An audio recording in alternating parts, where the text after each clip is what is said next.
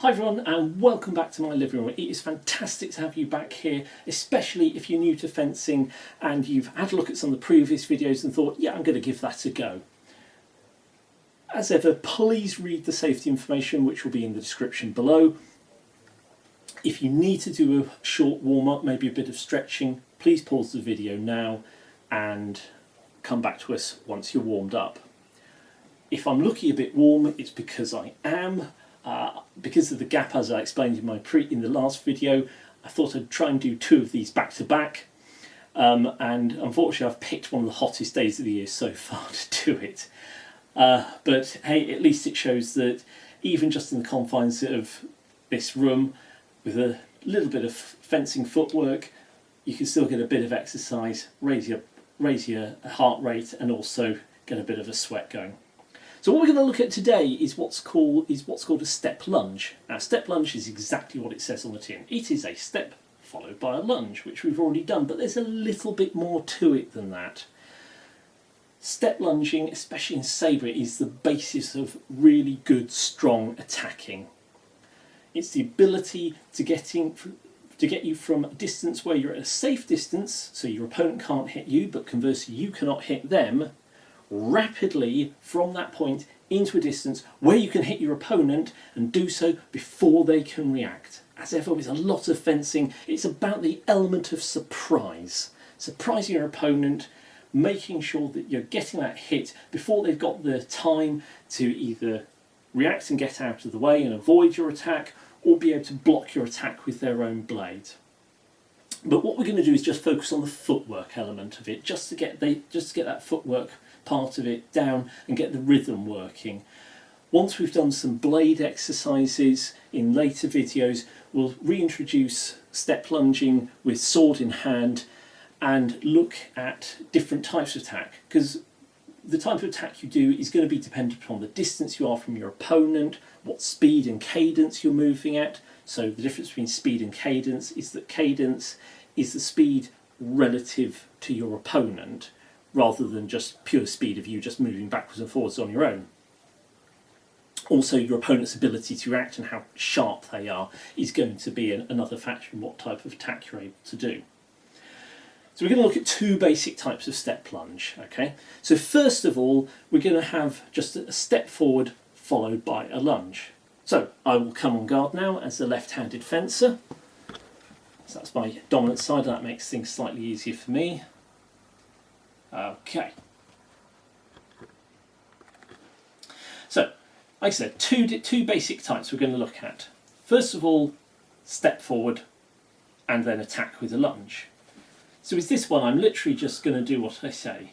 I'm stepping forward and then lunging. Again.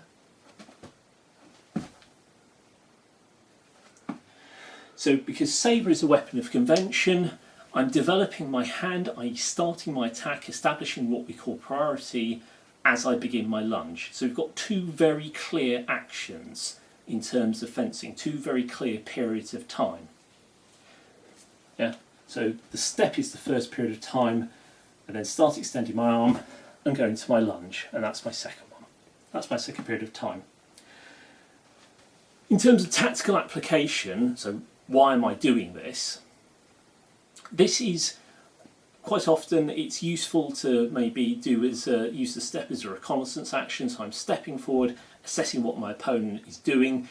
If my opponent isn't, say, actively moving away from me, or isn't doing anything particular, I can start my attack. Also, as I step forward, I'm assessing where I can attack and thinking, right, which line, which part of the target area is open for me to attack, and is it likely that my opponent is going to try and close that, try and block it off, in which case I've got to go somewhere else and do slightly different and choose my attacks based on that.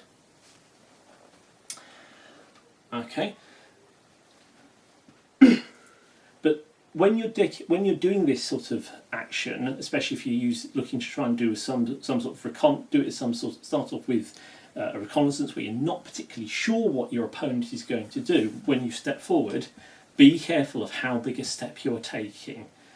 Generally speaking, you want your steps to be nice and short and sharp, because if you take too big a step forward, you might put yourself into a distance at which your opponent can hit you.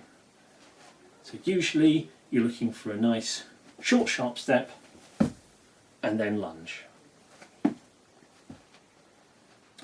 So the second type of action we're going to do is what I'm going to call an attack with a step lunge, or sometimes you might see it referred to as the en marche attack. So the difference between this one and the first one is the point at which the attack is deemed to have developed. The attack is deemed to have started. Sabre, like foil, is a weapon of convention. Therefore, in order to establish priority, i.e. who has the right to score a valid hit, that's governed by who gets their hand extending out first.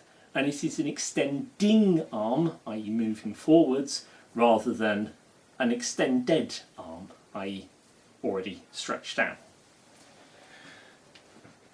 So with the first one then, my attack was starting at the beginning of my lunge. So I make the step, then my hand goes.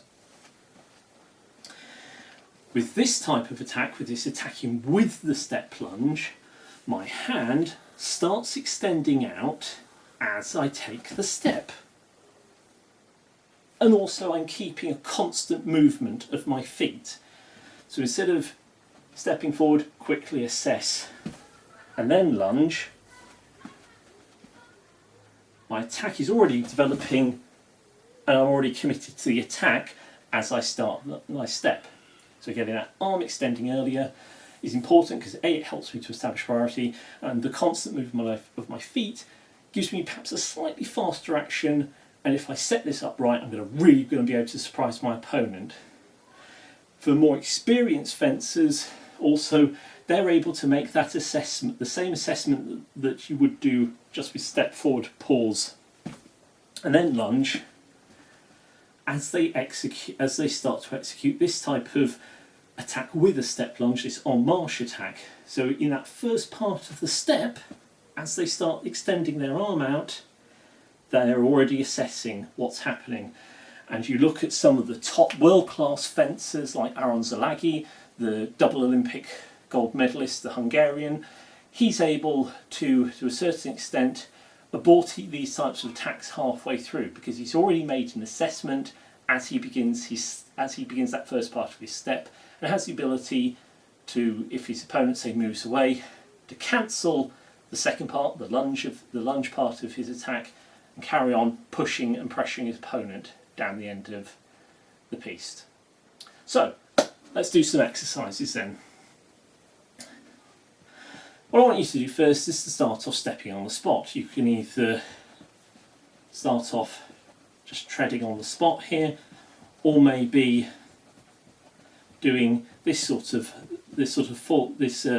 where you're extending, taking half steps forward and half steps back to extend and contract your guard position. So either stepping on the spot like this, or into this rhythm.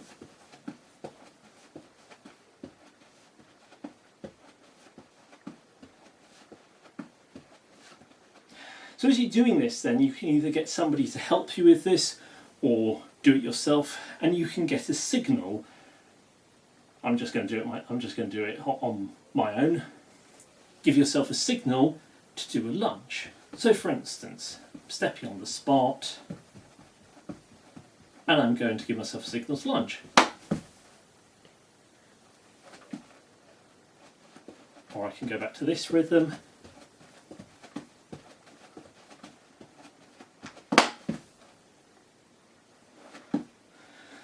Once I've got that established, I can then do the same thing but with the step lunge. So I'm stepping on the spot, and I'm going to do a step forward and attack with a lunge.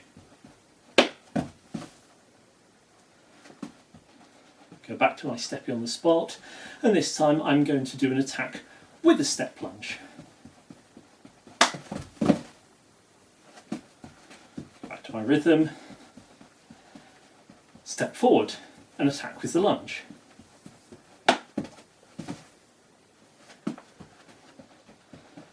This time, attack with the step lunge.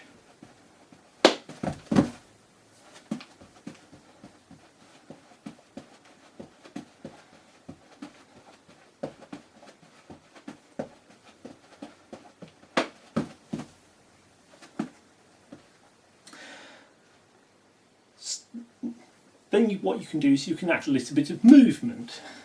So instead of just stepping on the spot, you could be moving up and down.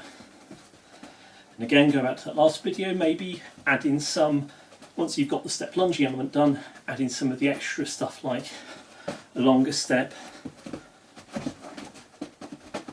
or changes in rhythm. But as you're moving up and down, you can then do the same thing. So in your own time, maybe do a step forward and a lunge.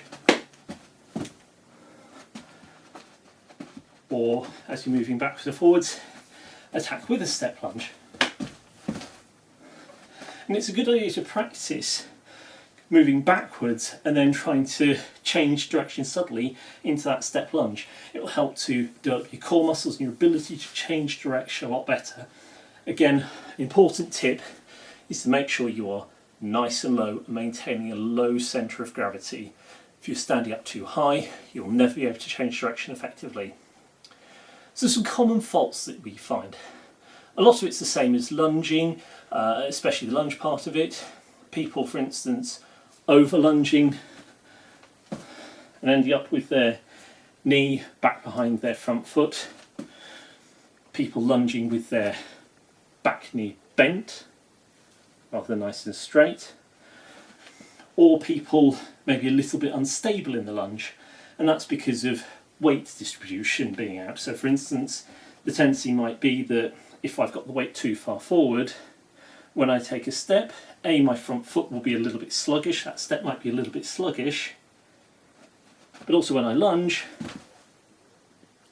all my weight transfers forward and I start to fall forward, rather than it being a nice crisp step and a nice balanced lunge. Another issue you find is that the back foot is the footwork is rather sluggish, and often people don't bring up the back leg sharply enough. A way you can do that is by breaking this down into the different components of your action. So you start off with your step, but you only move the front part of the foot. You only move the front foot. What you can then do is just practice bringing this back foot up nice and sharply. Yeah, and making sure you find the right distance so that you're not closing the gap between your legs.